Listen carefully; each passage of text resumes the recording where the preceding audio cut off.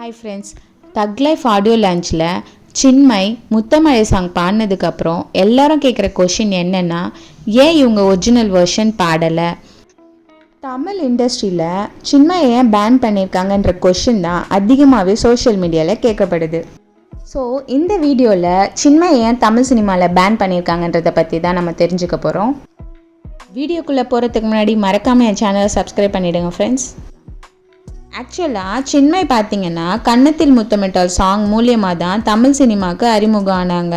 சிங்கராக மட்டும் இல்லாமல் நிறைய ஹீரோயின்ஸ்க்கு வாய்ஸும் கொடுத்தாங்க. அப்படி சின்மய் ஃபஸ்ட்டு வாய்ஸ் கொடுத்த மூவி தான் சூர்யா நடித்த ஜில்லுன்னு ஒரு காதல் மூவியில் பூமிகாவுக்கு வாய்ஸ் கொடுத்துருப்பாங்க. அதுக்கப்புறம் தான் சமந்தா, நயன்தாரா, த்ரிஷா, தமன்னான்னு நிறைய ஆக்டர்ஸ்க்கு வாய்ஸ் கொடுக்க ஆரம்பித்தாங்க. சில வருஷத்துக்கு முன்னாடி பார்த்தீங்கன்னா இந்த மீட்டு பிரச்சனை ரொம்ப பெருசாகவே பேசப்பட்டுச்சு.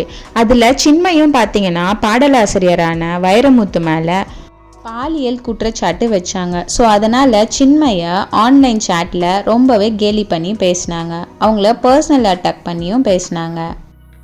அதுக்கப்புறம் சின்மயை எந்த ஒரு மேடையிலையோ இல்லை சிங்கிங்லேயோ நம்ம பார்க்கவே முடியல. தென்னிந்திய சினிமாவில் இருந்தும் டப்பிங் ஆர்டிஸ்ட் சங்கத்தில் இருந்தும் சின்மயை நீக்கினதாக சொல்லப்படுது. அந்த டைமில் தலைவராக இருந்தது ராதா ரவி தான்.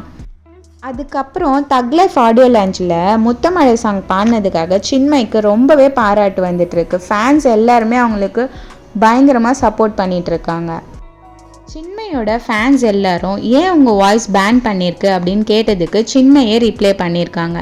லியோ படத்தில் அவங்க வாய்ஸை யூஸ் பண்ணதுக்காக டைரக்டர் லோகேஷ் கனகராஜுக்கு டப்பிங் சங்கத்திலேருந்து கடும் கண்டனம் தெரிவிச்சிருக்காங்க. ஸோ இது போல தான் பல வருஷமாக நான் போராடிட்டு இருக்கேன்னு சொல்லியிருக்காங்க. முத்தமலை சாங் மூலியமாக தான் இன்றைக்கி அவங்க பேன் பண்ணியிருக்காங்க அப்படின்றதே நிறைய பேருக்கு தெரிஞ்சிருக்கு. சின்மய் லாஸ்ட்டாக வாய்ஸ் கொடுத்த மூவி எதுன்னு பார்த்தீங்கன்னா 96 மூவி தான். அதுக்கப்புறம் 10 டேஸ்லேயே பேன் பண்ணதா அவங்களே ஒரு இன்டர்வியூவில் சொல்லியிருக்காங்க. ஓகே ஃப்ரெண்ட்ஸ், சின்மய் ஏன் பேன் பண்ணாங்கன்னு இந்த வீடியோவில் நம்ம ஃபுல்லாக தெரிஞ்சுக்கிட்டோம். ஆனால் சின்மய் மாதிரியே இன்னும் முக்கியமான சில ஹீரோயின்ஸ் எல்லாருமே பேன் பண்ணப்பட்டிருக்காங்க. அதில் 2 முக்கியமான ஹீரோயின்ஸை பற்றி தான் நான் கண்டினியூ பண்ண போகிறேன். ஃபஸ்ட்டு யாருன்னு பார்த்தீங்கன்னா இலியானா தான். இவங்க கேடின்ற படத்து மூலியமாக தான் தமிழ் சினிமாவுக்கு அறிமுகம் ஆனாங்க. அதுக்கப்புறம் பார்த்தீங்கன்னா நண்பன் மூவியில் விஜய்க்கு பேராக நடித்தாங்க. அதனால் தெலுங்கு, தமிழ், பாலிவுட் வரைக்கும் ரொம்பவே ஃபேமஸ் ஆனாங்க. நண்பன் மூவியில் இவங்களுக்குனே ஒரு சாங் இருந்துச்சு, இலியானா இடுப்பு இருக்கானான்னு. அந்த அளவுக்கு இவங்க தெரிஞ்சிருந்தாங்க. ஆனால் இவங்க ஏன் பேன் ஆனாங்கன்னு பார்த்தீங்கன்னா ஷூட்டிங்க்கு டைமுக்கு வரமாட்டாங்களாம். 7 o'clock ஷூட்டிங்னா 11 o'clock தான் வருவாங்களாம். ஸோ ப்ரொடியூசருக்கு நிறைய லாஸ் ஆச்சான். ஸோ ப்ரொடியூசர்ஸ் நிறைய கம்ப்ளைண்ட்ஸ் இவங்க மேலே பண்ணாங்க. லட்சக்கணக்கில் இவங்களால லாஸ் ஆனதுனால தான் தமிழ் இண்டஸ்ட்ரியிலேருந்து இவங்கள பேன் பண்ணிட்டாங்க. நெக்ஸ்ட்டு பார்த்தீங்கன்னா நம்மளுக்கு ரொம்பவே பிடிச்ச அசீன் தான். ஆனால் அசீன் கல்யாணம் பண்ணிட்டு போயிட்டாங்க. அதனால மூவிஸ் எதுவும் நடிக்கலை அப்படின்னு தான் நம்மளுக்கு தெரியும். ஆனால் உண்மையான ரீசன் என்னென்னா அவங்கள தமிழ் இண்டஸ்ட்ரியில் பேன் பண்ணிட்டாங்க. அசீன் காவலன் மூவி நடிக்கிறதுக்கு முன்னாடி தான் சல்மான் கான் கூட ஒரு சாங் ஒன்று பண்ணாங்க. அதில் பயங்கரமாக டான்ஸும் ஆடியிருப்பாங்க. ஸோ அதனால் பாலிவுட்டில் ரொம்பவே ஃபேமஸ் ஆயிட்டாங்க. IFFA அவார்ட் கூட அவங்க வாங்கியிருந்தாங்க. அந்த டைமில் ஸ்ரீலங்காவில் தமிழ் ஆக்ட்ரஸ் யாருமே போகக்கூடாதுன்னு தமிழ் இண்டஸ்ட்ரியில் ஆர்டர் போட்டிருந்தாங்க. ஆனால் அசீன் ஷூட்டிங் போக வேண்டிய கட்டாயம் இருந்ததுனால ஸ்ரீலங்காவுக்கு போயிட்டாங்க. ஸோ தமிழ் இண்டஸ்ட்ரியில் எவ்வளோ எக்ஸ்பிளைன் பண்ணியும் தமிழ் இண்டஸ்ட்ரி முடியவே முடியாது சொல்லி அவங்கள பேன் பண்ணிட்டாங்க.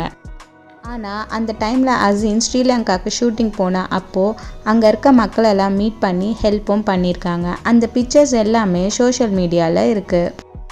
அதுக்கப்புறம் அசீன் பார்த்தீங்கன்னா பாலிவுட்டில் அவங்க நினச்ச அளவுக்கு கண்டினியூ பண்ண முடியல. அவங்க மைக்ரோமேக்ஸ் ஓனரை மேரேஜ் பண்ணிக்கிட்டாங்க. ஆனால் மைக்ரோமேக்ஸே பேன் ஆகிடுச்சு. ஸோ இப்போ அவங்கள பெருசாக வெளியே எங்கேயுமே பார்க்க முடியறதில்ல. சோஷியல் மீடியாலேயும் பெருசாக அப்டேட் இல்லை. ஆனால் சினி இண்டஸ்ட்ரியில் அவங்க ஹாப்பியாக தான் இருக்காங்க அப்படின்னு சொல்கிறாங்க.